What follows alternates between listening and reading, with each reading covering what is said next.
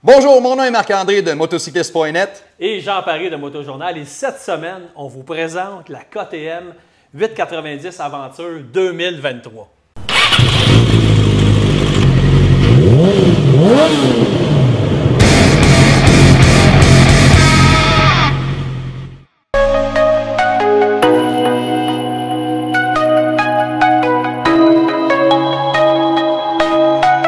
Marc-André, tu as eu la chance de rouler cette semaine. Oui. Bien, c'est sûr que la température ne nous a pas aidé tant, mais n'empêche, avec ce genre de moto-là, il n'y a pas de mauvaise température, il y a juste du gros fun. Comment tu as trouvé la moto? Je ne peux pas m'empêcher de faire un comparatif parce que récemment, on a essayé la Norden 901 Expédition.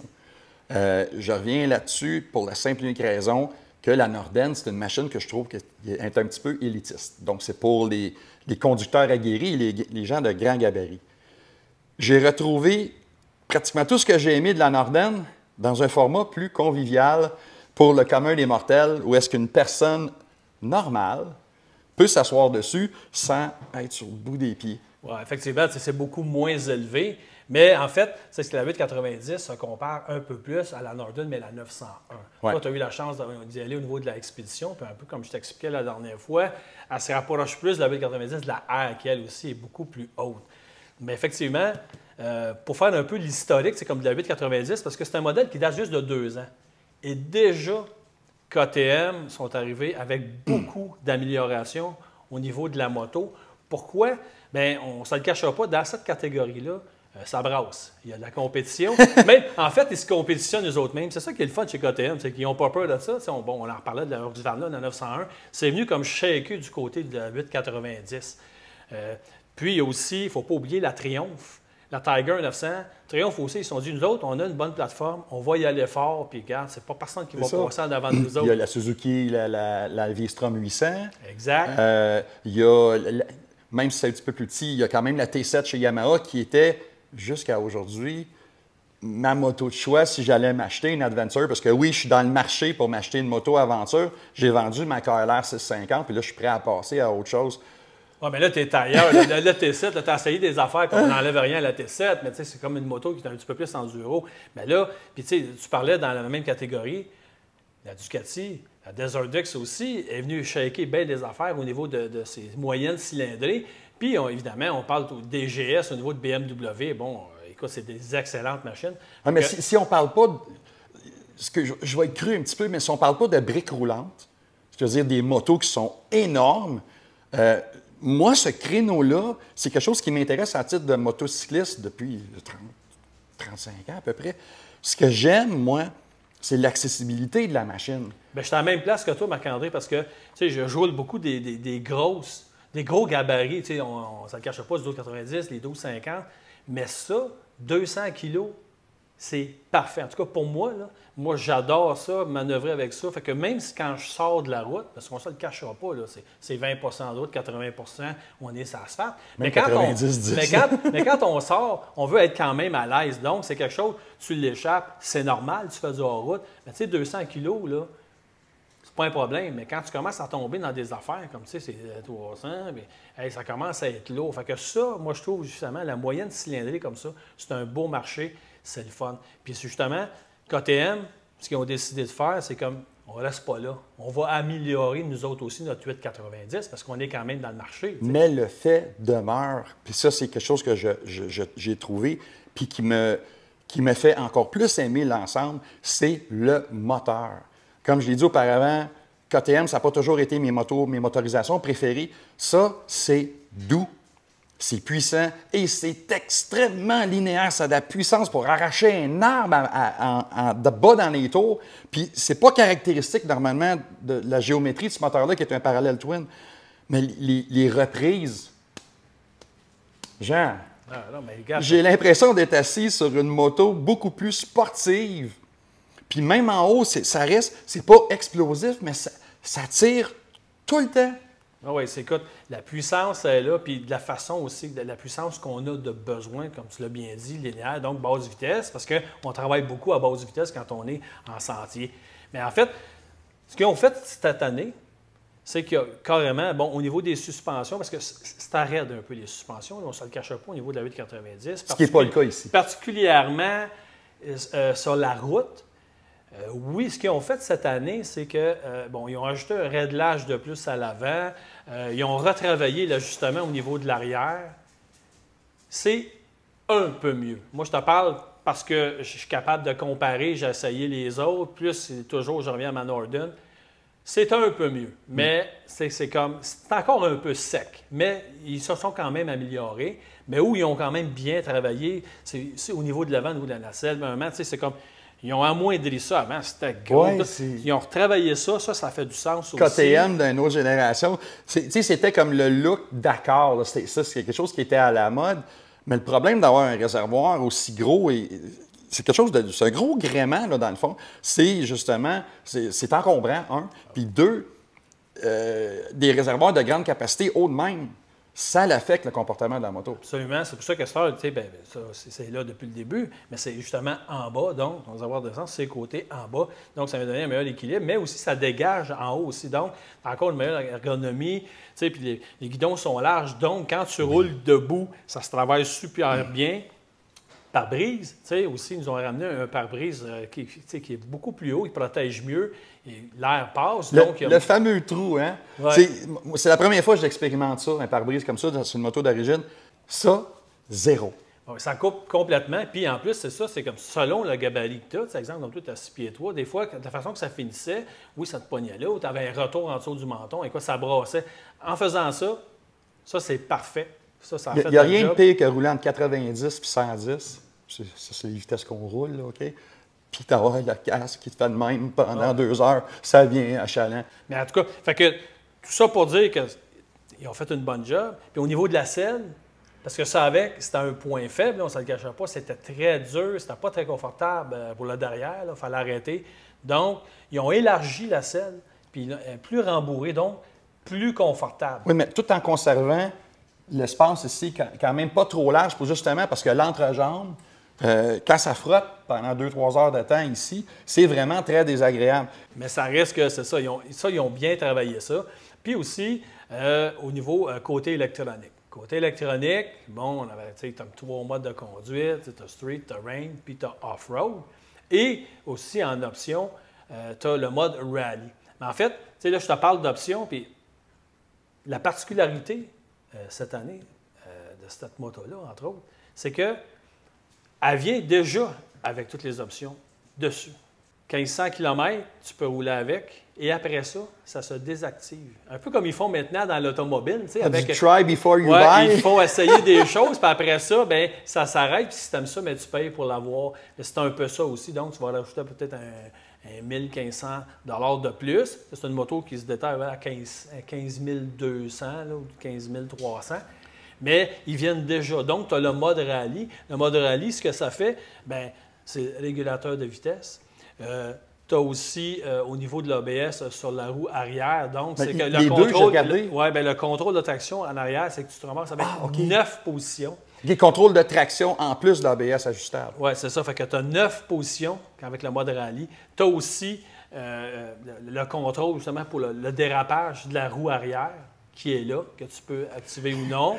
Moi, je suis encore bluffé par ça, du contrôle de stabilité sur une moto à 2 roues.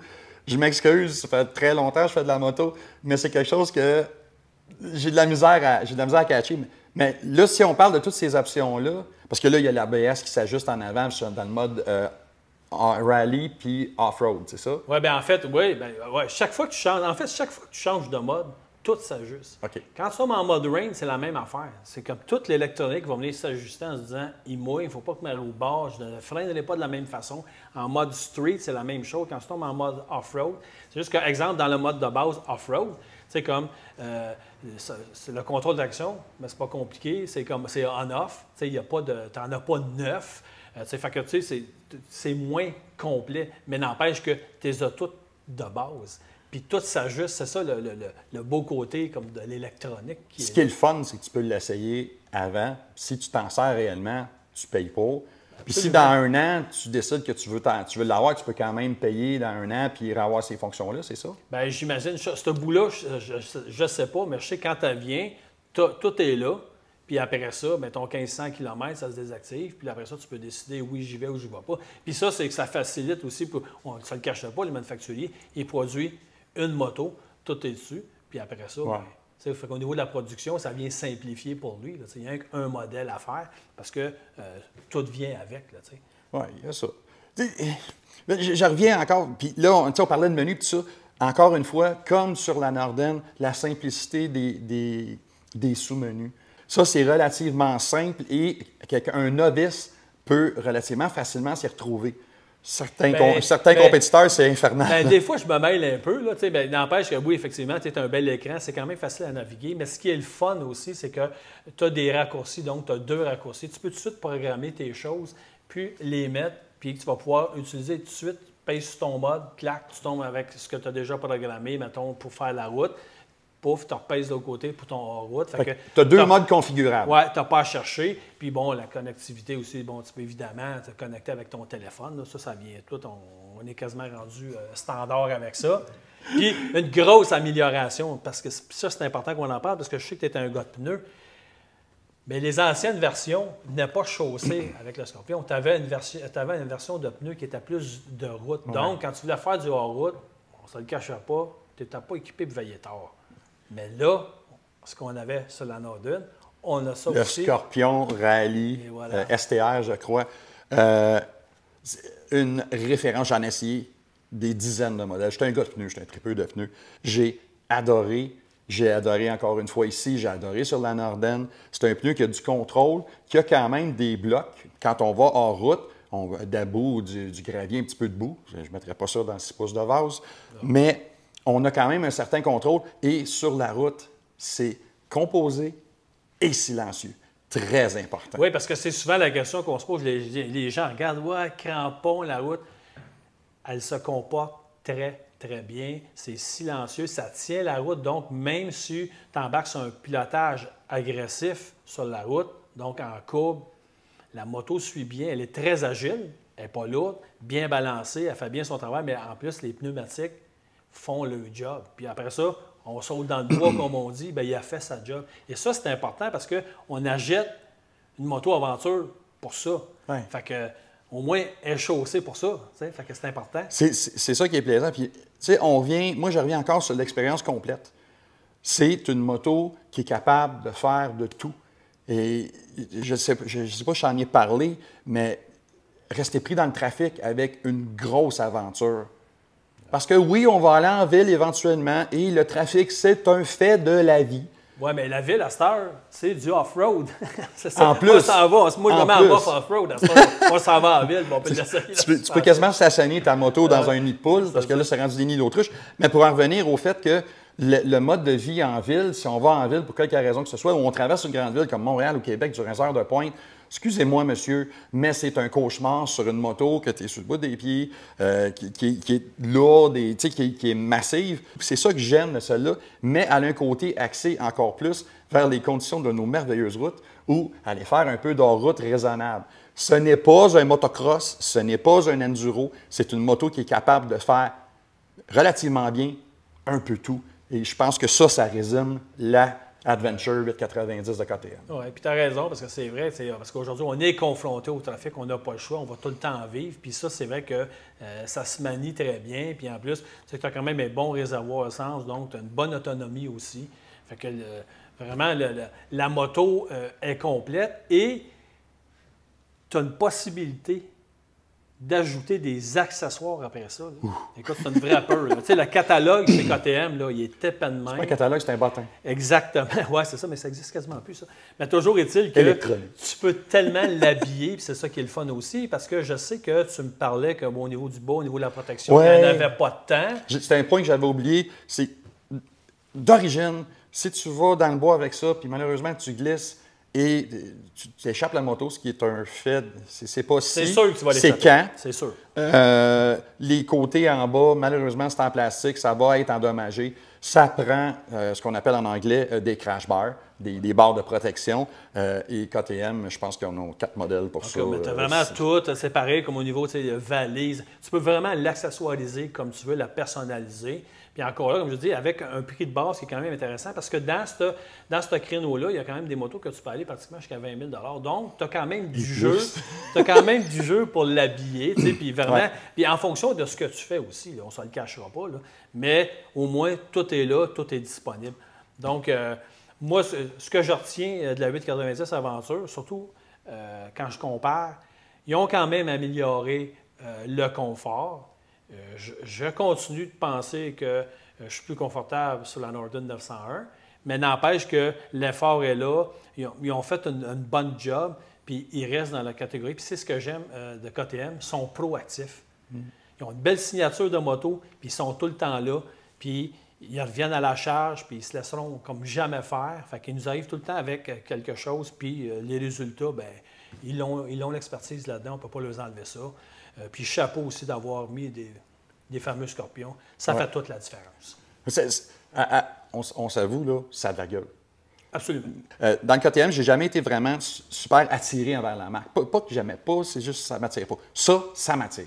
En tout cas, tout ça pour dire, au moins, si vous avez la chance, allez dans des démo rides, il y en a beaucoup avec KTM, allez l'essayer, parce que souvent, c'est ça, on voit une moto, on n'est pas sûr, mais quand on l'essaie, c'est autre chose, puis des fois, on pogne de quoi. Ça peut être une révélation ou être ou très tu vas dire, c'est désappointé. pas pour moi, mais tu peux dire, oh boy, je pensais pas, parce que c'est l'ergonomie là-dessus, les positions de conduite, il faut vraiment essayer ça au moins une fois dans sa vie, parce que vous allez voir qu'il y a une grosse différence. Il y a quelque chose de le fun à conduire une moto aventure. C'est une belle bécane. Fait que, si vous aimez le contenu qu'on vous offre, s'il vous plaît, le pouce en l'air, ça serait très apprécié. Et abonnez-vous à notre chaîne. Notre chaîne sur YouTube, c'est Power Sports Québec. Et du côté de mon ami... Bien, abonnez-nous. Vous aussi, même chose, Motojournal Québec sur YouTube, notre site web, motojournalweb.com, nos réseaux sociaux. Lâchez-nous pas, envoyez-nous des pouces. Fait que, on se revoit bientôt. La dernière fois, c'est toi qui es parti avec la Norden. Cette fois-ci, c'est moi. Bon, je t'en laisse.